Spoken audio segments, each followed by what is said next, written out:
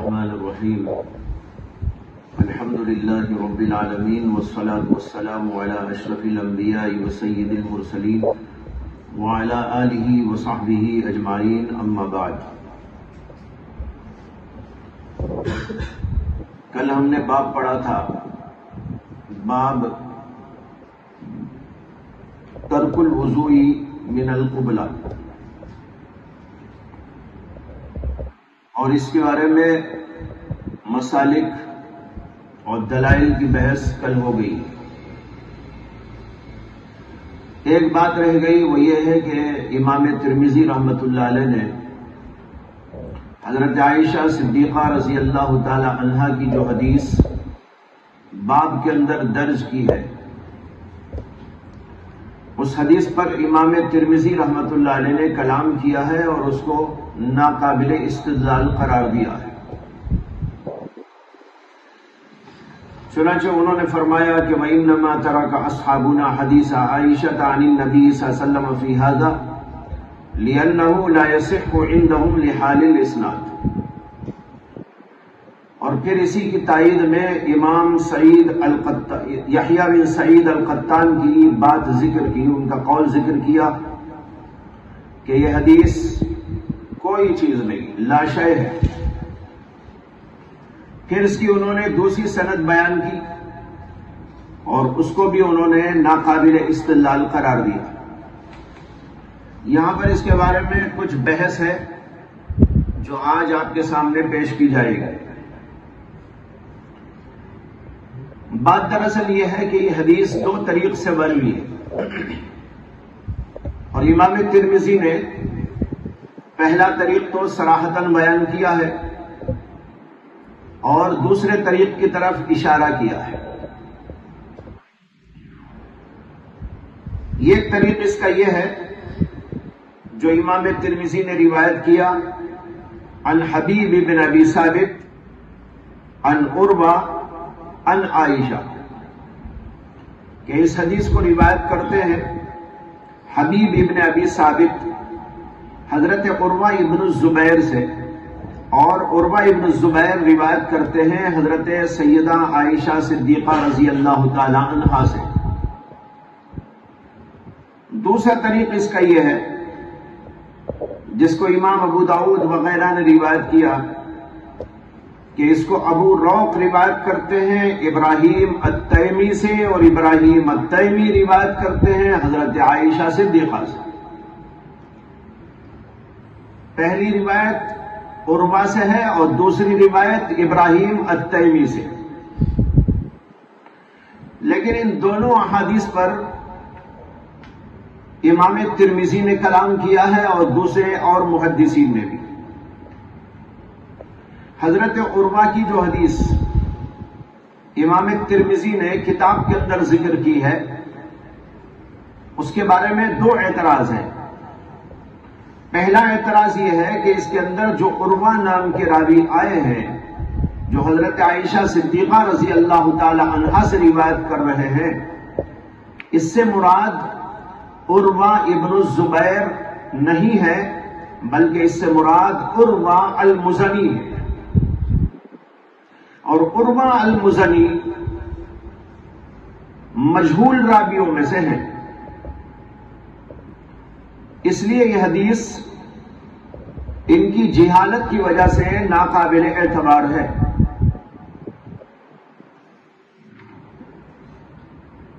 رہی یہ بات کہ یہاں پر عروہ سے مراد عروہ ابن الزبیر نہیں ہے بلکہ عروہ المزنی ہے، اس کی کیا دلیل ہے؟ تو یہ حضرات اس کی دلیل کے اندر ابو داؤد کی ایک روایت پیش کرتے ہیں۔ امام ابو داؤد نے حدیث بیان کی اس طریقے پر، حدثنا ابراہیم ابن مخلد الطالقانی قال حدثنا عبد الرحمن ابن مغرى قال حدثنا الأعمش قال حدثنا اصحاب لنا عن عروہ المزنی عن عائشہ۔ یہ دیکھیے دوسرا طریقہ ہے اسی کا، اور اس کے اندر بھی امام اعمش ہیں، اور امام اعمش کہتے ہیں ہم سے بیان کیا ہمارے اصحاب نے عروہ المزنی سے، اور عروہ المزنی نے عائشہ صدیقہ رضی اللہ تعالی عنہا سے۔ کہنے والے کہتے ہیں کہ امام اعمش کے اصحاب نے جو روایت کی ہے وہ عروہ المزنی سے روایت کی ہے، عروہ ابن الزبیر سے نہیں۔ یہ روایت اس روایت کی گویا کہ تفسیر بیان کر رہی ہے کہ وہاں عروہ سے مراد کون ہے؟ عروہ سے مراد عروہ ابن الزبیر نہیں ہے بلکہ عروہ المزنی ہے، اور عروہ المزنی مجہول راویوں میں سے ہے، اس لیے یہ روایت قابل اعتبار نہیں۔ ایک اعتراض یہ ہے، اور اس کی دلیل میں ایک بات یہ کہی گئی، دوسری بات اس کی دلیل میں یہ کہی گئی ہے کہ ہے امام ابو داؤد رحمت اللہ علیہ سفیان ثوری کا قول نقل کرتے ہیں کہ امام سفیان ثوری نے کہا ما حدثنا حبیب الا عن عروہ المزنی، ہم سے حبیب ابن ابی ثابت نے جو بھی روایت بیان کی ہے وہ عروہ المزنی سے بیان کی ہے، عروہ ابن الزبیر سے نہیں بیان کی۔ اس سے معلوم ہوتا ہے کہ حبیب ابن ابی ثابت جب بیان کرتے ہیں عروہ سے تو وہاں عروہ سے مراد عروہ ابن الزبیر نہیں ہوا کرتے بلکہ اس سے مراد ہوتے ہیں عروہ المزنی۔ سمجھ میں آ رہی نا بات؟ یہ دو دلیلیں، ایک تو امام ابو داؤد کی روایت کردہ حدیث جس میں عروہ کے ساتھ المزنی کی تصریح موجود ہے، اور دوسرے امام سفیان ثوری رحمت اللہ علیہ کا یہ قول کہ ما حدثنا حبیب الا عن عروہ المزنی۔ کہتے ہیں کہ یہ دو دلیلیں اس بات کی شہادت کے لیے کافی ہیں کہ یہاں عروہ سے مراد عروہ ابن الزبیر نہیں ہے بلکہ عروہ المزنی ہے، اور عروہ المزنی ظاہر ہے کہ مجہول راوی ہیں، اور مجہول کی روایت ناقابل اعتبار ہوتی ہے، اس لیے یہ حدیث ناقابل اعتبار ہے۔ دوسرا اعتراض اس حدیث پر وہ ہے جس کو امام بخاری کی طرف سے امام ترمذی نے نقل کیا۔ انہوں نے کہا سمعت محمد بن اسماعیل یضاعف هذا الحدیث وقال حبیب ابن ابی ثابت لم يسمع من عروہ۔ امام بخاری کہتے ہیں کہ یہ حدیث ضعیف ہے، اور ضعیف اس وجہ سے ہے کہ اس کے اندر حبیب ابن ابی ثابت جو روایت کر رہے ہیں عروہ سے، تو عروہ سے تو ان کو سماع حاصل ہی نہیں ہے۔ جب سماع ہی حاصل نہیں تو روایت منقطع ہو گئی، اور منقطع روایت ضعیف ہوتی ہے۔ یہ دو اعتراض ہیں۔ تو پہلے اعتراض میں تو یہ کہا گیا کہ یہ تو عروہ ہے ہی نہیں، یعنی عروہ ابن الزبیر نہیں ہے بلکہ یہ تو عروہ مزنی ہے۔ دوسرے اعتراض میں یہ کہا گیا کہ گویا اگر بالفرض ہم مان بھی لیں کہ یہاں عروہ ابن الزبیر مراد ہے تو عروہ ابن الزبیر کو عروہ ابن الزبیر سے حبیب ابن ابی ثابت کا لقاء و سماع ثابت نہیں ہے، اس وجہ سے بھی یہ حدیث ضعیف ہو گئی۔ یہ دو اعتراض، لیکن ان دونوں اعتراضات کے جوابات دیے گئے ہیں۔ پہلے اعتراض کا جواب یہ ہے کہ یہ جو کہا جا رہا ہے کہ یہاں عروہ سے مراد عروہ ابن الزبیر نہیں ہے بلکہ عروہ المزنی ہے، اس کی دو دلیلیں بیان کی گئی۔ ایک حضرت امام ابو داؤد کی روایت کردہ حدیث جس میں مزنی کی تصریح ہے، دوسرے امام سفیان ثوری کا قول۔ لیکن حقیقت یہ ہے کہ ابو داؤد کی جس روایت سے یہ استدلال کیا جا رہا ہے وہ روایت خود ناقابل اعتبار ہے، وہ روایت خود ناقابل اعتبار ہے، اور اس کے ناقابل اعتبار ہونے کی ایک وجہ تو یہ ہے کہ اس کے اندر ایک راوی آیا ہے جس کا نام ہے عبد الرحمن ابن مغرہ، اس لیے میں نے پوری سند آپ کے سامنے پڑھی تھی۔ حدثنا ابراہیم ابن مخلد قال حدثنا عبد الرحمن بن مغرہ. دیکھو امام ابو داؤد اس کو روایت کر رہے ہیں تو اس کی سند کے اندر عبد الرحمن ابن مغرہ راوی ہے، اور عبد الرحمن ابن مغرہ راوی خود ضعیف ہے، ناقابل اعتبار ہے. اور اس کی دوسری وجہ یہ ہے کہ یہاں پر آگے میں نے روایت بیان کرتے ہوئے کہا تھا قال حدثنا الاعمش قال حدثنا اصحاب لنا. امام اعمش کہتے ہیں ہمارے اصحاب نے کہا. ارے وہ کون اصحاب ہیں؟ ان کا نام کیا ہے، ان کا پتہ کیا ہے، ان کی کیفیت کیا ہے، ان کی صفات کیا ہیں، وہ قابل اعتبار ہیں یا ناقابل اعتبار ہیں، یہ تو خود مجہول ہے. آپ مزنی مجہول کو ثابت کرنے کے لیے جس روایت کا سہارا لے رہے ہیں اس کے اندر تو اصحاب پورے کے پورے مجہول ہیں. تو اس میں ایک تو عبد الرحمن ابن مغرہ راوی ضعیف، اور دوسرے اصحاب لنا میں جو اصحاب ہیں وہ خود مجہول. تو ایسی روایت سے ایک بات پر استدلال کرنا ٹھیک نہیں ہے. یہ جواب پہلی دلیل کا ہوا. رہی دوسری دلیل جو امام سفیان ثوری کا قول ہے، وہ بھی بات صحیح نہیں ہے. ایک تو یہ کہ وہ سفیان ثوری رحمت اللہ علیہ نے اپنے علم کے مطابق بیان کیا ہے. ما حدثنا حبیب الا عن عروہ، ہم سے جو حدیث بھی بیان کی ہے عروہ سے وہ عروہ مزنی سے بیان کی ہے. ارے بھائی وہ ان کی بات ہوئی نا، آپ سب کے اوپر سے کیوں تھوپتے ہیں کہ ساری دنیا میں جب بھی جہاں بھی جس سے بھی حبیب ابن ابی ثابت نے روایت کیا عروہ کہہ کر دو عروہ المزنی ہی ہے. یہ تو صرف امام سفیان ثوری کے علم کی حد تک کی بات ہے، ساری دنیا کے اوپر تو یہ لازم نہیں آیا. ایک بات تو یہ ہوئی. دوسری بات یہ ہے کہ خود امام ابو داؤد رحمت اللہ علیہ نے اس قول کو نقل کرنے کے بعد فوراً ایک اور بات نقل کر کے خود ہی اس کی تردید کر دی،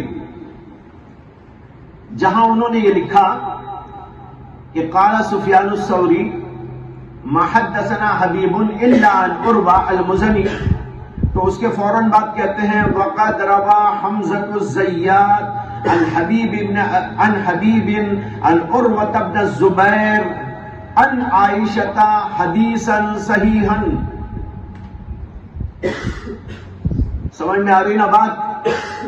کہتے ہیں کہ حمزہ الزیات نے حبیب ابن ابی ثابت کے حوالے سے، اور انہوں نے عروہ ابن الزبیر سے، اور انہوں نے عائشہ صدیقہ سے حدیث صحیح بیان کی ہے، حدیث صحیح کو روایت کی. خود امام ابو داؤد نے تردید کر دی ان کی کہ بھئی آپ جو کہہ رہے ہیں ما حدثنا حبیب الا عن عروہ المزنی، یہ بات صحیح نہیں ہے. اس سے کہ صحیح حدیث آئی ہے عروہ ابن الزبیر سے بھی، جس کو حبیب ابن ابی ثابت روایت کرتے ہیں. تو اس لیے ان کے قول کو خود امام ابو داؤد نے رد کر دیا ہے. اور یہاں ابو داؤد میں یہ جو آیا ہے کہ عروہ ابن الزبیر نے حضرت عائشہ صدیقہ سے ایک حدیث صحیح بیان کی ہے اور اس کو حبیب ابن ابی ثابت روایت کرتے ہیں، اس سے مراد ہے امام ترمذی کی روایت کردہ ایک حدیث.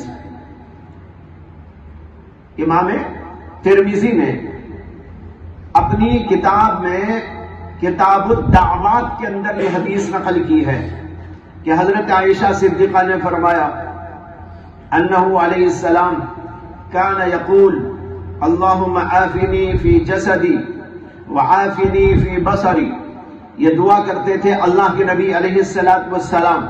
حضرت عائشہ کی حدیث، اس کو روایت کرنے والے عروہ ابن الزبیر ہیں. عروہ ابن الزبیر سے اس کو روایت کرنے والے حبیب ابن ابی ثابت ہیں، اور حدیث صحیح ہے. تو معلوم ہوا کہ سفیان ثوری کا وہ قول صحیح نہیں ہے، تو خود تردید ہو گئی. تو جو دو دلیلیں بیان کی گئی تھی کہ یہاں عروہ سے مراد عروہ ابن الزبیر نہیں ہے بلکہ عروہ المزنی ہے، یہ دونوں دلیلیں بیکار ہو گئی. تو لہذا یہ دعویٰ کرنے والے جو دعویٰ کر رہے تھے ان کا دعویٰ غلط ٹھہر گیا. اب اس کے بعد ایک بات یہ سمجھ لیجئے کہ حضرت حبیب ابن ابی ثابت پکے راویوں میں سے ہیں، ثقہ راویوں میں سے، اور وہ عروہ ابن الزبیر سے روایت کریں تو زمانے کے لحاظ سے کوئی استبعاد اس کے اندر ہے ہی نہیں، زمانے کے لحاظ سے اس کے اندر کوئی استبعاد ہے ہی نہیں۔ علامہ احمد محمد شاکر نے ترمذی کے تعلیقات میں اس حدیث کے اوپر بحث کی ہے جو میرے سامنے ہے، اس کے اندر وہ کہتے ہیں وَيُؤَيِّدُهُ أَنَّ حَبِيبَ بن أبي ثابت لم يعرف بالتدليس بل هو ثقة حجة وقد أدرك كثيرا من الصحابة وسمع منهم كابن عمر وابن عباس وأنس، کہتے ہیں کہ یہ ثقہ اور حجت ہے اور انہوں نے بہت سارے صحابہ کرام کو پایا ہے اور ان سے سماع کیا ہے، ان میں سے حضرت عبداللہ بن عمر بھی ہیں، عبداللہ بن عباس بھی ہیں، حضرت انس بن مالک بھی ہیں۔ اس کے بعد میں لکھتے ہیں کہ ابن عمر کی وفات ہوئی ہے سن 21 میں، سن 24 میں، اور ابن عمر کی وفات ہوئی ہے سن 24 میں، اور ابن عباس کی وفات ہوئی ہے 48 میں، نہیں، ابن عباس کی وفات ہوئی ہے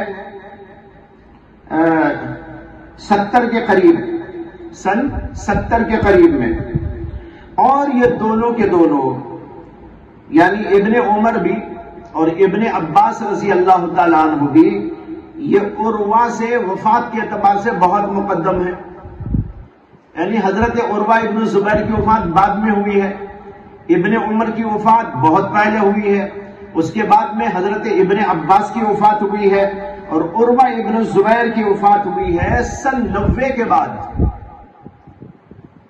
یہ کہنا چاہتے ہیں کہ جب حبیب ابن ابی ثابت نے ابن عمر سے سنا جو بہت پہلے کے ہیں، ابن عباس سے بھی سنا جن کی وفات 70 کے لگ بھگ ہو گئی تھی، تو اس کے بعد وفات پانے والے حضرت عروہ ابن زبیر جن کی وفات سن 90 کے بعد ہوئی ہے، تو ان سے وہ کیوں نہیں سن سکتے؟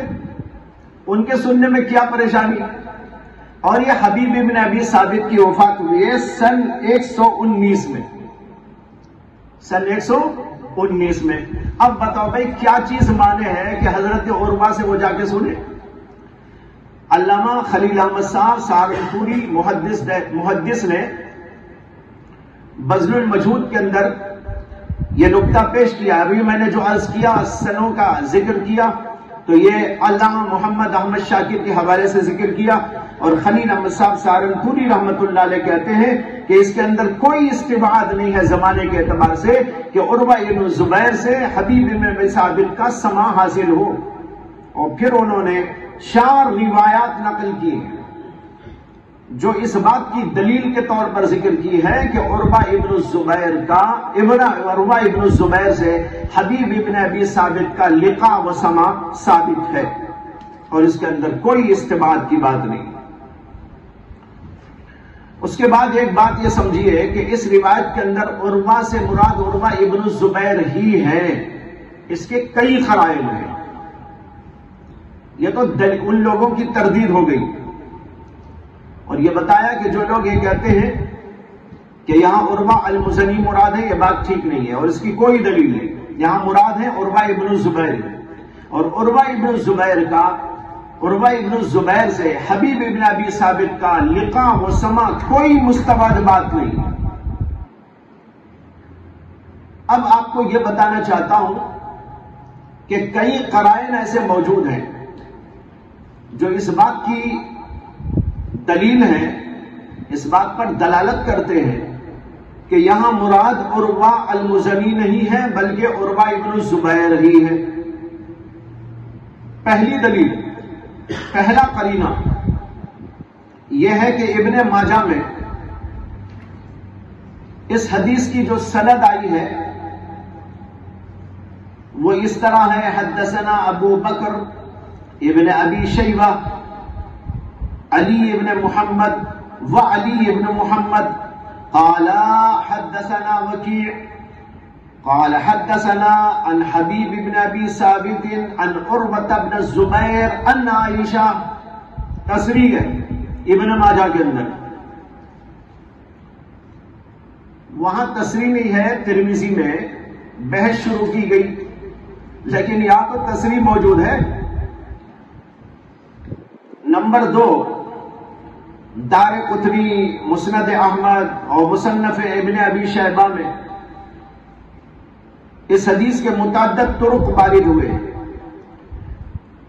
اور ان میں بھی بعض کے اندر ابن الزبیر کی تصریح موجود ہے اور بعض کے اندر اور مزید یہ اضافہ ہے کہ عروہ ابن الزبیر اور بعد میں ابن اسما، یعنی ان کی والدہ کی طرف نسبت کر کے اور بات پکی ہو گئی. یہ دارقطنی اور مسند احمد اور ابن ابی شیبہ کے اندر روایت موجود ہے.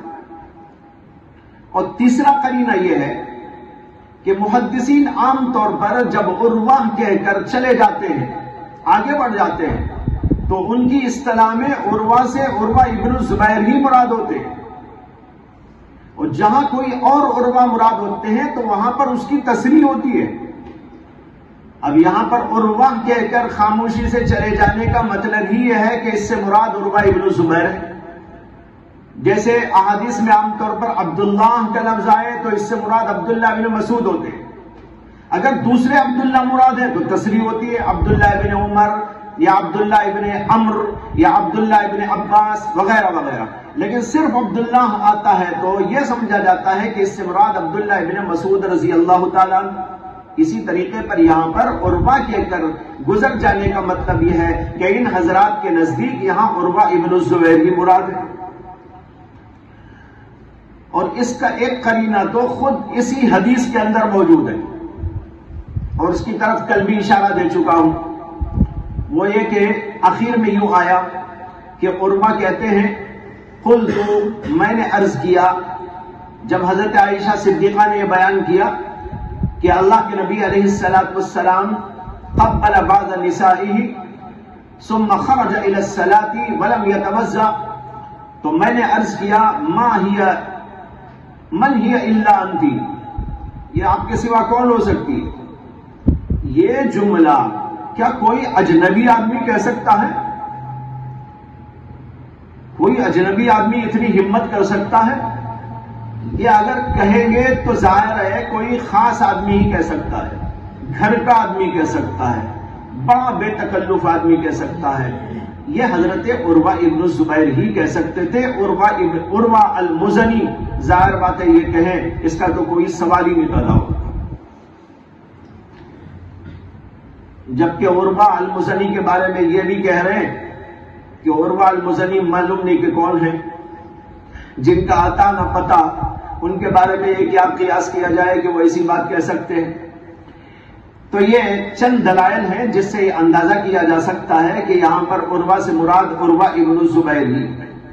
یہ پہلے اعتراض کا جواب ہوا.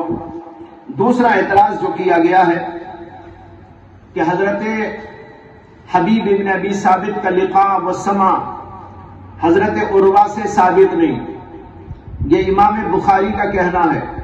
میں نے ابھی دلائل کے ساتھ آپ کے سامنے ذکر کر دیا کہ حبیب ابن ابی ثابت اور عروہ ابن الزبیر کی ملاقات کے ہونے میں کوئی استبعاد موجود نہیں ہے، پورے امکانات موجود ہیں. جب وہ ان سے بھی بڑے بڑے صحابہ سے سن سکتے ہیں اور ان لوگوں سے سن سکتے ہیں جن کی وفات ان سے کئی سالوں پہلے ہو چکی ہے. اب دیکھیے حضرت عبداللہ بن عمر کی وفات ہو رہی ہے 24 میں، ان کی وفات ہو رہی ہے 119 میں. 119 میں وفات پانے والے نے ان سے سنا ہے کب؟ جبکہ سن چل رہا تھا 24 والا، تو آپ اندازہ کر سکتے ہیں کہ اتنے پہلے انتقال کرنے والے صحابی سے جو سن سکتا ہے وہ کیا ان 90 میں انتقال ہونے والے انسان سے سن نہیں سکتا؟ کون سا استعباد اس کے اندر موجود ہے؟ تو اس لیے کہنا کہ جو امام بخاری نے فرمایا کہ ان کو ان سے سما نہیں ہے، یہ بات محل نظر ہے۔ اور اصل بات یہ ہے، اور اس میں آپ کو وہ پرانا سبق دہرانا ہوگا جو میں بخاری کے درس کے اندر کہہ چکا ہوں کہ امام بخاری رحمت اللہ علیہ کسی بھی حدیث کے صحیح قرار دینے کے لیے یہ بھی ضروری قرار دیتے ہیں کہ ایک آدمی دوسرے آدمی سے روایت کرے تو اس کا لقاء و سماع محض امکاناً نہیں، واقعتاً ثابت ہونا چاہیے کسی نہ کسی دلیل سے۔ وہ امکان لقاء کو کافی نہیں قرار دیتے، بلکہ وہ ثبوت لقاء چاہتے ہیں۔ یہ بات تفصیلی طور پر گزر گئی۔ تو امام بخاری جو کہہ رہے لم یسمع، اس کا مطلب یہی ہے کہ ان کے قاعدے کے مطابق نہیں ہے۔ یہ امام بخاری نے اپنی شرط کے مطابق کلام کیا ہے۔ ان کے ہاں شرط یہ ہے کہ الگ سے ثبوت دو ہم کو کہاں ہے، کب ملاقات ہوئی۔ لیکن دوسرے علماء کے نزدیک، امام مسلم کے نزدیک، خود امام ترمذی کے نزدیک اور دیگر تمام محدثین کے نزدیک بیشتر یہ ہے اصول کہ امکان لقاء کافی ہے۔ اگر امکان موجود ہے اور وہ آدمی سچا ہے اور بول رہا ہے کہ مجھے انہوں نے بیان کیا، تو اب آپ کو ماننے میں کیا اشکال ہے؟ یا تو آپ کہیے جھوٹ بول رہا آدمی، لیکن آپ اسے سچا بھی مان رہے، اس کی صداقت و دیانت و امانت پر ساتھ بھی کر رہے ہیں، اور پھر اس کے ساتھ یہ بھی کہ وہ کہہ رہا ہے کہ میں نے ان سے سنا، تو آپ کہتے ہیں بھائی ثبوت دو۔ وہ کہہ رہا نا، وہ خود ثبوت ہے جمہور کے نزدیک، اس لیے الگ سے کسی ثبوت کی ضرورت نہیں ہے۔ اس لیے یہ حدیث علی شرط مسلم صحیح ہے۔ ہاں، شرط بخاری پر تو نہیں آئے گی، شرط بخاری پر تو نہیں آئے گی، لیکن علی شرط مسلم یہ حدیث صحیح درجے کی ہے۔ یہ ہوئی پہلی بات، یعنی پہلی سند پر کلام۔ اس کی دوسری سند بیان کی تھی کہ اس کو ابو روق ابراہیم التیمی سے، اور ابراہیم التیمی حضرت عائشہ صدیقہ رضی اللہ تعالی عنہا سے روایت کرتے ہیں۔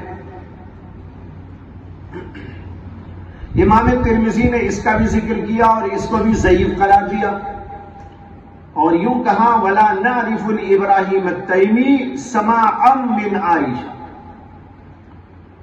اس کا مطلب بھی یہی ہے کہ حضرت عائشہ صدیقہ سے ابراہیم التیمی کو لقاء و سماع حاصل نہیں، اس لیے روایت منقطع روایت ہے۔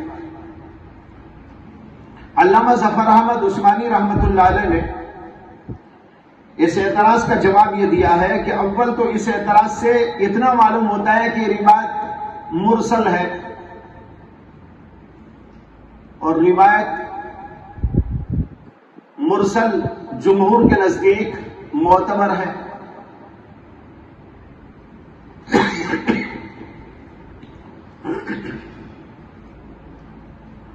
اور دوسرے یہ ہے کہ امام دارقطنی نے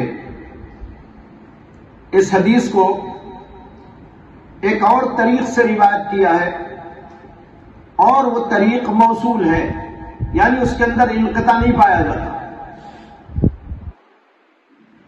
اور وہ یہ ہے کہ معاویہ بن ہشام اس کو روایت کرتے ہیں ثوری سے، ثوری روایت کرتے ہیں ابو روق سے، اور ابو روق روایت کرتے ہیں ابراہیم التیمی سے، ابراہیم التیمی روایت کرتے ہیں اپنے والد سے، اور ان کے والد روایت کرتے ہیں حضرت عائشہ صدیقہ سے۔ تو معلوم ہوا کہ بیچ میں جو ایک واسطہ چھوٹ رہا تھا وہ ان کے والد تھے۔ تو جب ایک طریق میں وہ ذکر نہیں ہے لیکن دوسرے طریق کے اندر ذکر موجود ہے، تو معلوم ہوا کہ بھائی روایت موصول ہے۔ ایک سند میں راوی چھوٹ رہا ہے، لیکن ہم تو دوسری سند کو دیکھیں گے نا، جس میں چھوٹ رہا راوی اس کو آپ کیوں دیکھ رہے ہیں، جس میں نہیں چھوٹ رہا اس کو دیکھیے۔ تو امام دارقطنی کے پاس یہ حدیث موجود ہے، اور اس کے اندر یہ روایت موصولاً بغیر کسی انقطاع کے آئی ہے. لہذا جو اعتراض تھا کہ اس میں ابراہیم تیمی کو حضرت عائشہ صدیقہ سے سماع حاصل نہیں ہے، اس لیے روایت منقطع ہے، اس کا جواب ہو گیا کہ یہ منقطع یہاں تو ہے لیکن دوسری سند اس کی موجود ہے جس کے اندر یہ بات معلوم ہو رہی ہے کہ وہ چھوٹنے والے راوی ان کے والد محترم ہیں اور ان کے والد کو سماع حاصل تھا حضرت عائشہ صدیقہ رضی اللہ تعالی عنہا سے. البتہ یہ ذکر کرتے ہوئے امام دارقطنی نے ایک اور عجیب بات کہہ دی ہے، وہ یہ کہ وہ کہتے ہیں کہ اس روایت میں اختلاف ہے. یعنی جو موصول روایت ذکر کی ہے نا اس کے بارے میں کہتے ہیں کہ اس روایت کے اندر اختلاف ہے کہ بعض راویوں نے اس کو ذکر کیا ہے اس طرح قبلہا ولم یتوضا، اور بعض روایتوں میں اس طرح ہے قبلہا وہو صائم. بعض میں تو یہ ہے جو ابھی جس کی بحث ہو رہی ہے، قبلہا حضرت عائشہ کا حضور نے بوسہ لیا ولم یتوضا اور وضو نہیں کیا، یہ بحث ہو رہی ہے جس کی حدیث. وہ کہتے ہیں کہ لیکن اسی کے بعض طرق کے اندر اس میں یوں آ گیا ہے قبلہا وہو صائم، اللہ کے نبی نے عائشہ صدیقہ کا بوسہ لیا صوم کی حالت میں، ولم یتوضا کا لفظ اس کے اندر نہیں ہے. پھر امام دارقطنی کہتے ہیں کہ یہاں بعض راویوں کو ہو سکتا ہے کہ کچھ وہم ہو گیا ہو اور قبلہا وہو صائم کی جگہ انہوں نے قبلہا ولم یتوضا کہہ دیا ہو. روایت تو صحیح ہو گئی تھی لیکن یہاں کر امام دارقطنی کی اس بات سے پھر اس کے اندر اشتباہ پیدا ہو گیا. لیکن اس کا جواب یہ ہے کہ دونوں باتیں اپنی جگہ پر صحیح.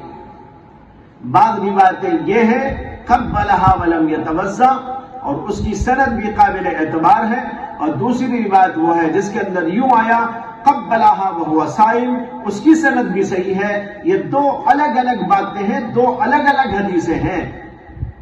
اس لیے جب دونوں حدیثیں اپنی جگہ پر قابل اعتبار راویوں سے مروی ہو گئی تو ہم کو دونوں قبول کرنا ہے. یاد ہے یہ بات بھی صحیح ہے وہ بات بھی صحیح ہے. تو اس سے معلوم ہوا کہ دونوں روایتیں قابل اعتبار ہیں، دونوں سندیں. اور پھر ظاہر ہے کہ ایک ہی حدیث ہے لیکن اس کی جب دو سندیں آ گئی تو ایک دوسرے کو تو تقویت دیتی ہے نا. اور سب سے بڑی بات تو میں کل کہہ چکا ہوں کہ اگر اسی بات کو ہم ضعیف بھی مان لیں تب بھی اپنی جگہ مسئلہ موجود ہے. کئی احادیث صحیحہ آپ کے سامنے بخاری کی مسلم کی ذکر کر دی گئی جس کے اندر مس مرأت سے وضو کے واجب نہ ہونے کا استدلال کیا جاتا ہے. اس کے بعد اخیر میں امام ترمذی رحمۃ اللہ علیہ کا قول ہے وَلَيْسَ يَصِحُّ عَنِ النَّبِيِّ صلی اللہ علیہ وسلم فِي هَذَا الْبَابِ شَيْءٌ، اس باب میں اللہ کے نبی سے کوئی بھی بات صحیح طور پر ثابت نہیں ہے. بڑی حیرانی ہے کہ امام ترمذی رحمۃ اللہ علیہ فرما رہے کہ اس باب میں کوئی بھی حدیث صحیح طور پر ثابت نہیں، جبکہ کل آپ کے سامنے کئی حدیثیں بیان کی گئی. بخاری کی بھی بیان کی گئی، مسلم کی بھی بیان کی گئی، نسائی کی بھی بیان کی گئی، معجم طبرانی کی بھی بیان کی گئی. بخاری اور مسلم کی روایات میں اور نسائی کی روایت میں تو کوئی اشکال نہیں، اور وہ ساری صحیح کے صحیح اعلیٰ درجے کی روایتیں ہیں. تو جب اعلیٰ درجے کی روایات موجود ہیں تو یہ کہنا بہت ہی قابل تعجب بات ہے لَيْسَ يَصِحُّ عَنِ النَّبِيِّ صلی اللہ علیہ وسلم فِي هَذَا الْبَابِ شَيْءٌ. بہرحال یہ بحث تھی جو آپ کے سامنے ذکر کر دی گئی. اب اس کے بعد اگلا باب پڑھیے آپ. بسم اللہ الرحمن الرحیم الحمد للہ رب العالمین والصلاة والسلام على سید الانبیاء والمرسلین وعلى آلہ وصحبہ اجمعین اما بعد وبالسند المتصل منا الى الشیخ الامام الہمام الحافظ الحجة ابی عیسیٰ محمد بن عیسیٰ بن ثورة الترمذی رحمہ اللہ تعالی انہ قال باب الوضوء من القيء والرعاف. وبه قال حدثنا أبو عبيدة بن أبي السفر وإسحاق بن منصور قال أبو عبيدة حدثنا وقال إسحاق أخبرنا عبد الصمد بن عبد الوارث قال حدثني أبي عن حسين المعلم عن يحيى بن أبي كثير قال حدثني عبد الرحمن بن عمرو الأوزاعي عن يعيش بن الوليد المخزومي عن أبيه عن معدان بن أبي طلحة عن أبي الدرداء رضي الله تعالى عنهم أن رسول الله صلى الله عليه وسلم قام فتوضأ فلقيت ثوبان في مسجد دمشق فذكرت ذلك له فقال صدق أنا سببت له وضوءه. وقال إسحاق بن منصور معدان بن طلحة قال أبو عيسى وابن أبي طلحة أصح. قال أبو عيسى وقد رأى غير واحد من أهل العلم من أصحاب النبي صلى الله عليه وسلم وغيرهم من التابعين الوضوء من القيء والرعاف، وهو قول سفيان الثوري وابن المبارك وأحمد وإسحاق رحمهم الله تعالى. وقال بعض أهل العلم ليس في القيء والرعاف وضوء، وهو قول مالك والشافعي رحمهم الله تعالى. وقد جود حسين المعلم هذا الحديث، وحديث حسين أصح شيء في هذا الباب. وروى معمر هذا الحديث عن يحيى بن أبي كثير فأخطأ فيه فقال عن يعيش بن الوليد عن خالد بن معدان عن أبي الدرداء رضي الله تعالى عنه، ولم يذكر فيه الأوزاعي. وقال عن خالد بن معدان إنما هو معدان بن أبي طلحة.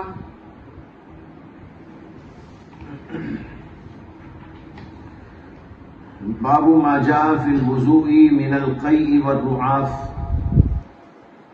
یہ باب وضو کے بارے میں ہے قے ہو جانے یا نکسیر پھوٹ جانے سے. اور رعاف کہتے ہیں نکسیر، ناک میں خون جاری ہو جاتا ہے. خصوصاً گرمیوں کے موسم میں بعض لوگوں کو اچانک ناک سے خون نکلنا شروع ہو جاتا ہے، اس کو کہتے ہیں رعاف. قے تو سب کو معلوم ہے. باب ما جاء فی الوضوء من القیء والرعاف.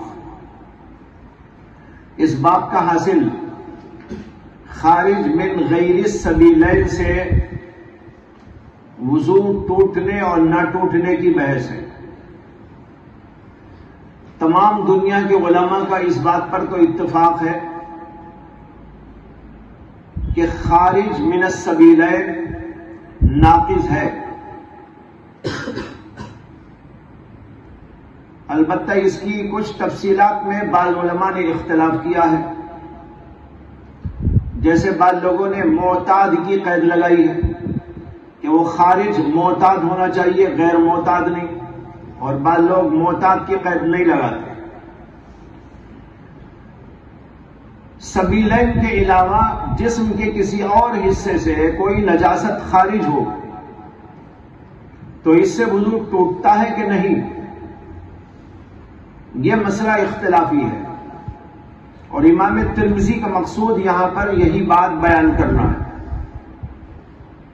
قے نکل جائے، ناک سے خون نکل پڑے، یا کہیں پھوڑا زخم ہو وہاں سے خون نکل آ جائے، یا کہیں کٹ جائے اور خون نکل آئے وغیرہ وغیرہ، تو اس سے وضو ٹوٹتا ہے کہ نہیں ٹوٹتا. امام ترمذی رحمت اللہ علیہ نے یہاں پر باب قائم کیا، باب الوضوء من القیء والرعاف، اور اس کے اندر ایک حدیث ذکر کی اور پھر اس کے اوپر کچھ کلام کیا. لیکن جو دوسرے حضرات کا مسلک ہے اس کے لیے انہوں نے کوئی باب قائم نہیں. جیسے کہ پچھلے باب میں بھی ایسے ہی ہوا تھا، وضوء من القبلہ یا مس مرت. مس مرت کے بارے میں بھی انہوں نے ایک باب قائم کیا اور اس میں یہ کہا کہ اس سے وضو ہے، لیکن پھر حدیث نقل کرنے کے بعد حدیث کو ضعیف قرار دے دیا. لیکن جو دوسرا مسلک تھا کہ مس امرات سے وضو واجب ہو جاتا ہے، تو اس کے بارے میں انہوں نے کوئی باب قائم نہیں کیا. یہاں بھی اسی طرح ہوا کہ قے اور رعاف سے وضو کرنے کا باب قائم کیا اور اس کے اندر حدیث ذکر کی. لیکن جو اس کے خلاف مسلک ہے کہ قے سے اور رعاف سے یا کس جسم کے کسی اور حصے سے خون کے نکلنے یا کسی غلاظت کے نکلنے سے وضو واجب نہیں، اس کا کوئی باب انہوں نے قائم نہیں کیا. اب پہلے یہاں پر مسالک سمجھیے کہ کیا ہے. اس میں دو مسلک معروف ہیں. ایک یہ ہے کہ خارج من غیر السبیلین سے وضو نہیں ٹوٹتا، یہ حنفیہ کا مسلک ہے. اور صحابہ میں سے عشرہ مبشرہ کا عبداللہ بن مسعود کا، عبداللہ بن عمر کا، زید بن ثابت کا، ابو موسیٰ اشعری کا، ابو الدرداء اور ثوبان کا مسلک ہے. اور اس کے علاوہ بے شمار تابعین کا، جن میں علقمہ، اسود، عامر شعبی اور عروہ ابن الزبیر، ابراہیم نخعی، قتادہ، حماد، ثوری، اوزاعی، اسحاق بن راہوے وغیرہ وغیرہ کا مسلک ہے. امام خطابی کہتے ہیں وَهُوَ قَوْلُ اکثر الفقہاء، اکثر فقہاء کرام کا بھی یہی قول ہے کہ وضو اس سے ٹوٹ جاتا ہے.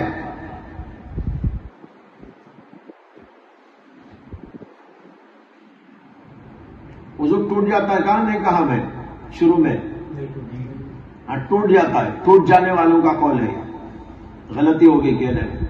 یہ قول جو ذکر کیا ہے یہ ٹوٹ جانے والوں کا، یہ سب حضرات اس بات کے قائل ہیں کہ خارج من غیر السبیلین سے بھی وضو ٹوٹ جاتا ہے. دوسرا مسئلہ کس میں یہ ہے کہ خارج من غیر السبیلین ناقض وضو نہیں ہے، اور یہی قول امام شافعی کا اور امام مالک کا ہے.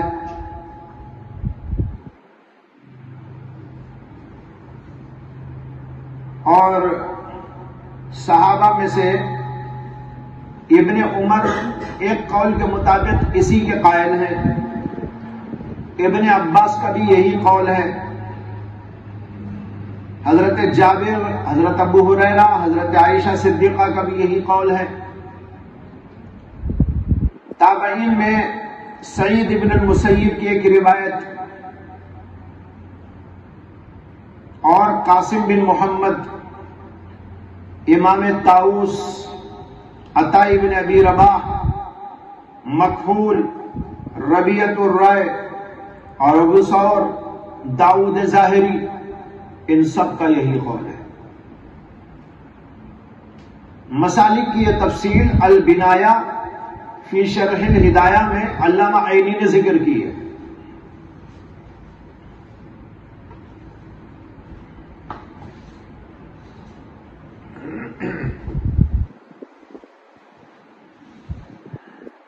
مسالک کے بعد اب دلائل کو دیکھنا ہے.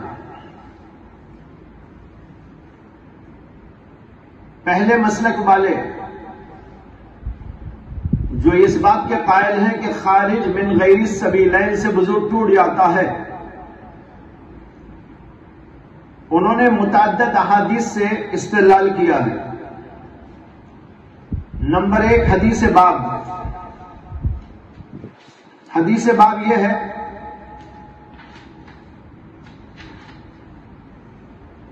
کہ حسین المعلم یحییٰ ابن ابی کثیر سے روایت کرتے ہیں. وہ کہتے ہیں حدثنی عبد الرحمن ابن عمرو الاوزاعی عن یعیش ابن الولید المخزومی عن ابیہ عن معدان ابن ابی طلحہ عن ابی الدرداء. معدان ابن ابی طلحہ روایت کرتے ہیں حضرت ابو درداء سے ان رسول اللہ صلی اللہ علیہ وسلم قاع فافطر فتوضأ. اللہ کے نبی علیہ السلام نے ایک بار قے کر دی. فافطر، بعض جگہ پر یہ افطرا نہیں ہے، قاع فتوضأ، قے کی اور پھر اس کے بعد وضو فرمائی. کہتے ہیں فلقیت ثوبان فی مسجد دمشق. یہ کہنے والے معدان ابن ابی طلحہ ہیں. معدان بن ابی طلحہ کہتے ہیں کہ میں نے دمشق کی مسجد میں حضرت ثوبان سے ملاقات کی. فذکرت ذلک لہ، اور میں نے اس بات کا ذکر ان کے سامنے کیا کہ ابو دردہ نے یہ بات فرمائی ہے کہ رسول اللہ صلی اللہ علیہ وسلم نے ایک بار قے کی اور قے کرنے کے بعد میں وضو فرمایا. فقالا، تو حضرت ثوبان نے کہا صدقہ، انہوں نے ٹھیک بات کہی. انا سبقت له وضوءه، میں نے ہی آپ کو پانی ڈالا تھا وضو کرنے کے لیے. جس واقعے کا وہ ذکر کر رہے ہیں ابو دردہ، وہاں میں ہی موجود تھا اور میں ہی پانی ڈال رہا تھا اللہ کے نبی علیہ الصلوۃ والسلام کے لیے. یہ حدیث ہے جس سے احناف استدلال کرتے ہیں اور کہتے ہیں کہ اس سے وضو ٹوٹنے کا اندازہ ہوتا ہے، اسے کہ آپ نے قے کی اور قے کرنے کے بعد اللہ کے نبی علیہ الصلوۃ والسلام نے وضو فرمائی. اس حدیث کے اوپر بھی اشکال کیے گئے ہیں اور وہ دو اشکالات ہیں. ایک اشکال یہ کیا گیا ہے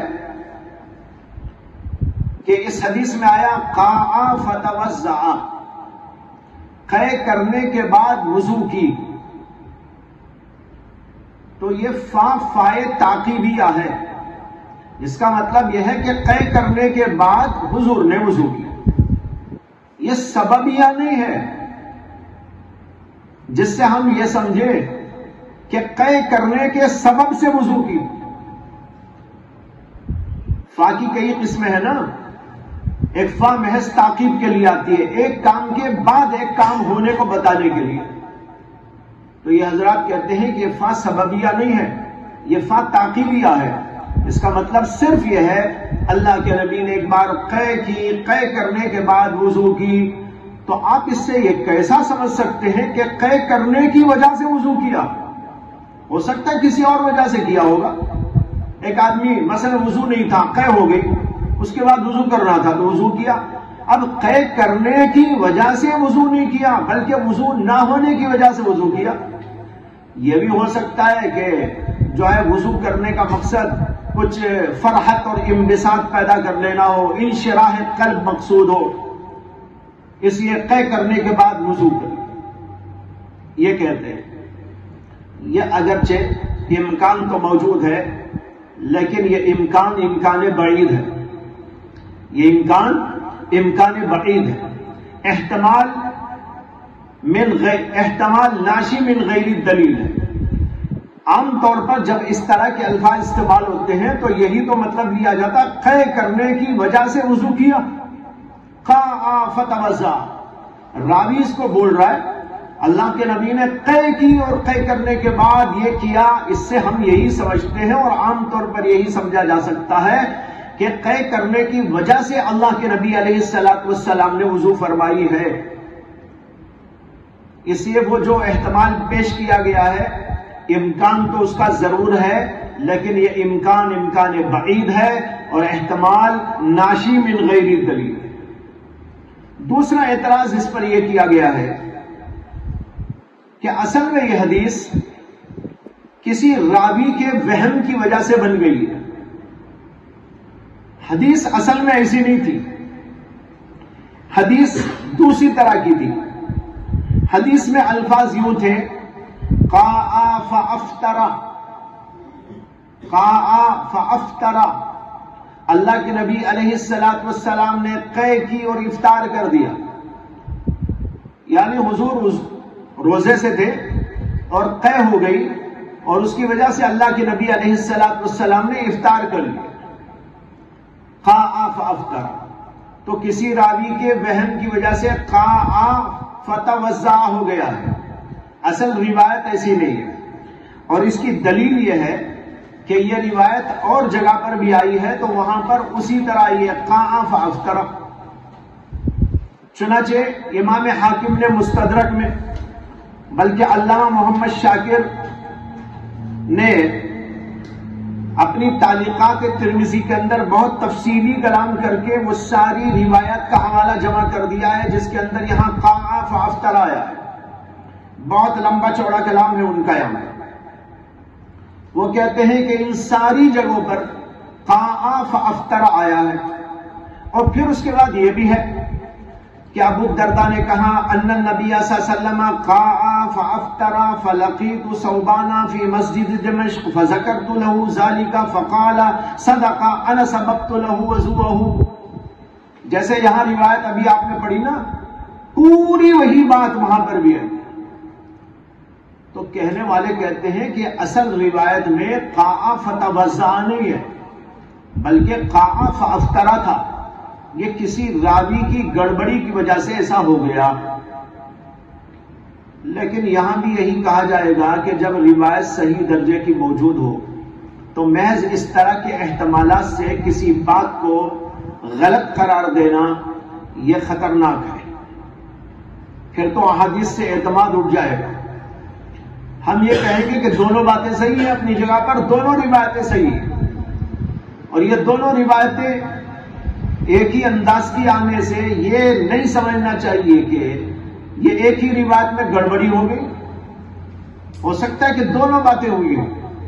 حضرت ابو الدرداء نے یہ بھی بیان کیا، اللہ کے نبی نے قے کی فافطر، انہوں نے یہ بھی بیان کیا اللہ کے نبی نے قے کی اور وضو فرمایا.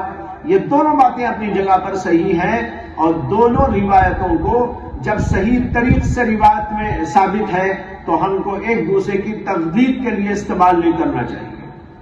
تو بہرحال یہ روایت سب سے پہلی روایت ہے جس سے احناف استدلال کرتے ہیں. دوسری روایت دارقطنی نے حضرت تمیم داری رضی اللہ تعالی عنہ سے روایت کیا کہ رسول اللہ صلی اللہ علیہ وسلم نے فرمایا الوضوء من کل دم سائل، الوضوء من کل دم سائل، ہر بہنے والے خون سے وضو ہے. الوضوء واجب من کل دم سائل، یہ مفہوم ہے اس کا. الوضوء من کل دم سائل یہاں پر محذوف مانا جائے گا. اس حدیث کو امام دارقطنی نے اپنی سند کے ساتھ عمر بن عبد العزیز سے، اور عمر بن عبد العزیز نے تمیم داری سے روایت کیا. امام دارقطنی کہتے ہیں عمر بن عبد العزیز لم يسمع من تمیم ولا رآه، وفي سنده یزید بن خالد عن یزید بن محمد وکلاہما مجہولان. دو اعتراض کیے ہیں. ایک اعتراض تو یہ کیا ہے کہ عمر بن عبد العزیز رحمت اللہ علیہ کو حضرت تمیم داری سے سماع و لقاء حاصل نہیں، اس سے روایت منقطع ہے. دوسرا اعتراض انہوں نے کیا کہ اس کی سند کے اندر دو راوی مجہول ہیں. ایک یزید بن خالد روایت کر رہے ہیں یزید بن محمد سے، وہما مجہولان وکلاہما مجہولان، اور یہ دونوں کو دونوں مجہول راوی. تو ایک تو اس میں انقطاع ہے، دوسرے ضعف ہے کہ دو راوی مجہول ہیں. یہ اعتراض. لیکن یہی حدیث امام ابن عدی نے الکامل کے اندر ایک دوسرے طریق سے حضرت زید بن ثابت سے روایت کی، اور اس کے الفاظ بھی بعین ہی وہی ہیں، الوضوء من کل دم سائل. اس کو حضرت زید بن ثابت اللہ کے نبی علیہ الصلوۃ والسلام سے روایت کر رہے ہیں. امام ابن عدی کی یہ کتاب جس کا ذکر میں نے کیا الکامل، اس کا پورا نام ہے الکامل فی الضعفاء. اس کے اندر ضعیف راویوں کا ذکر ہے. بہت طویل طول کتاب ہے جس کے اندر راویوں پر، ضعیف راویوں پر گفتگو کی گئی. ان کے سلسلے میں کچھ تفصیلات بھی ذکر کی گئی جگہ جگہ، اور اس کے ساتھ ان سے روایت کردہ احادیث کا بھی ایک کافی بڑا ذخیرہ اس کے اندر موجود ہے. اس لیے اس کتاب کے حوالے سے بھی حدیث ذکر کی جاتی ہے. حالانکہ اس کتاب کا موضوع تو ضعفاء روات ہیں، ضعفاء رواة کو ذکر کرنا مقصود، لیکن اسی کے ضمن میں ان سے روایت کردہ احادیث کا بھی ایک بہت بڑا ذخیرہ اس کے اندر آ گیا ہے۔ اس لیے علماء اس کے حوالے سے بھی حدیث درج کرتے ہیں اور اس کا حوالہ دیتے ہیں۔ یہ روایت انہوں نے احمد ابن الفرج کے ترجمے میں ذکر کی ہے۔ ایک راوی ہے، ان کا نام ہے احمد ابن الفرج، جو حضرت زید بن ثابت کے شاگرد ہیں۔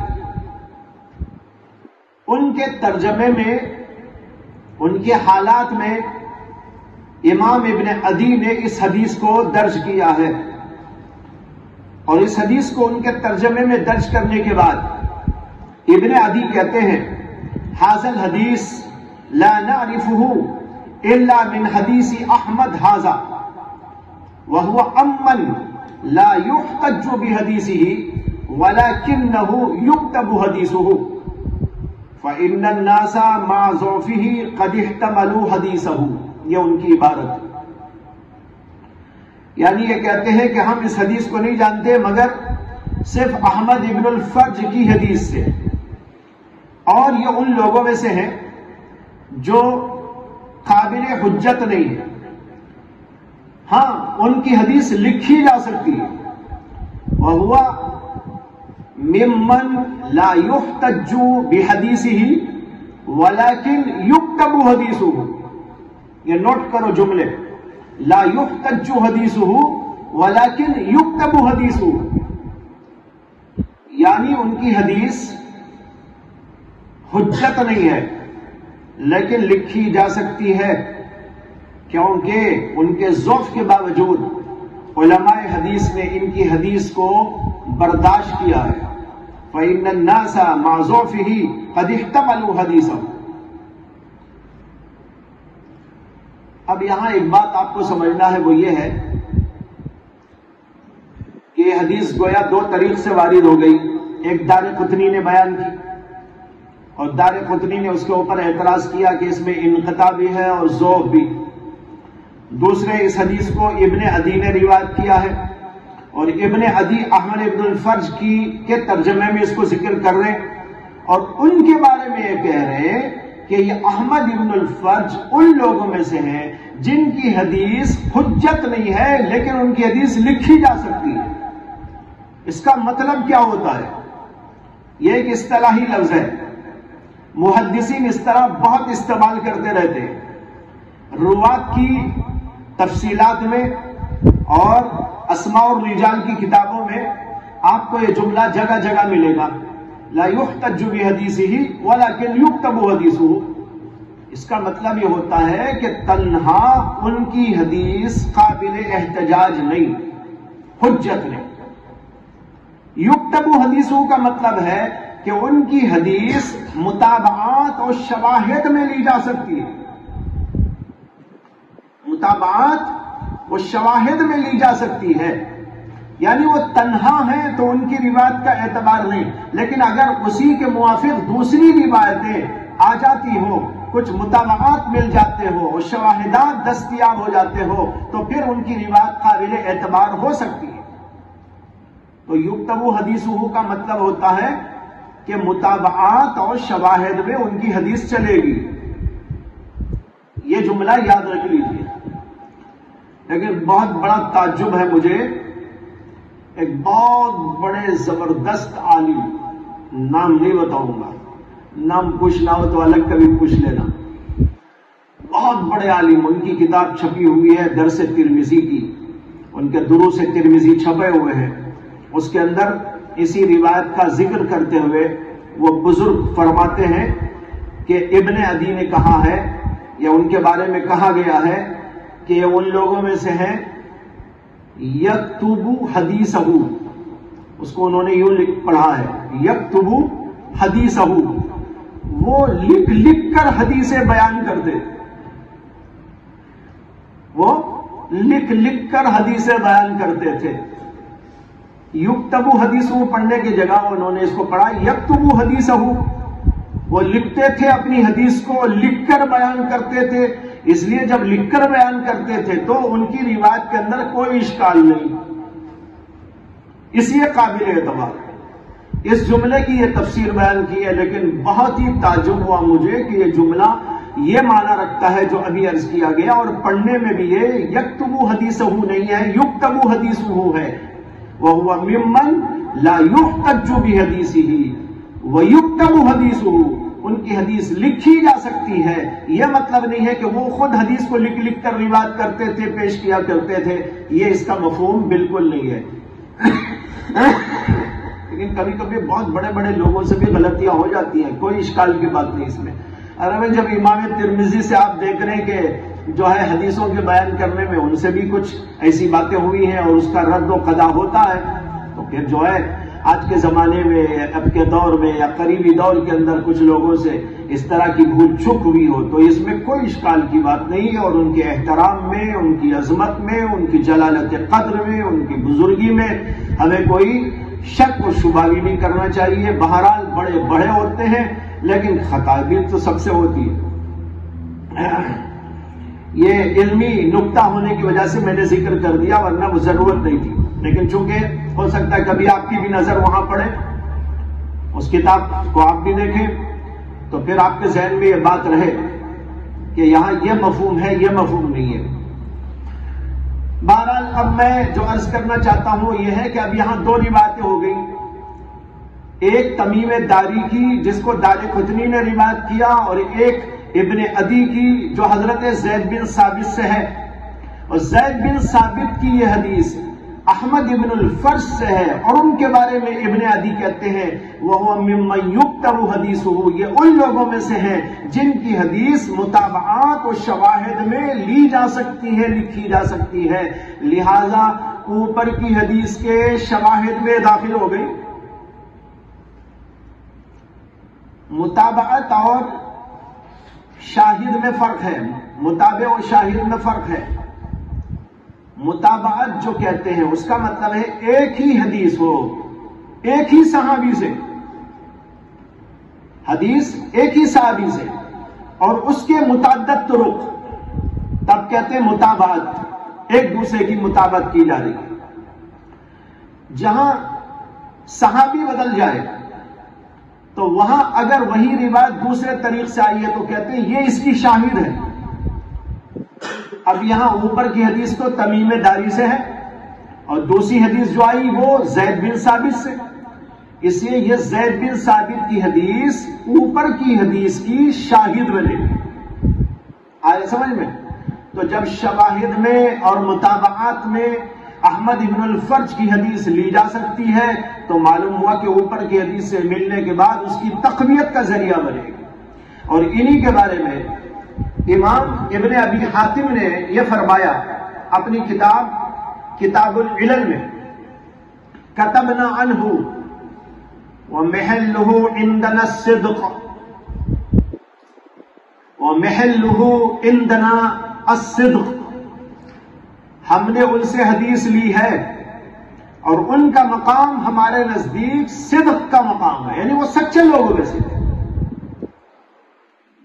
تو کچھ حافظے وغیرہ میں کمی ہوگی، باقی ان کی صداقت، دیانت، امانت مسلم ہے احمد ابن الفرج کی، کچھ حافظے میں کمی ہوگی، اور وہ حافظے کی کمی ہونے کی وجہ سے تنہا وہ روایت کریں تو ان کی حدیث حجت نہیں ہے، لیکن اگر دوسری روایتیں اسی کے موافق موجود ہیں تو پھر تو وہ احتجاج کے قابل ہو جاتے ہیں اور ان کی حدیث لی جا سکتی ہے۔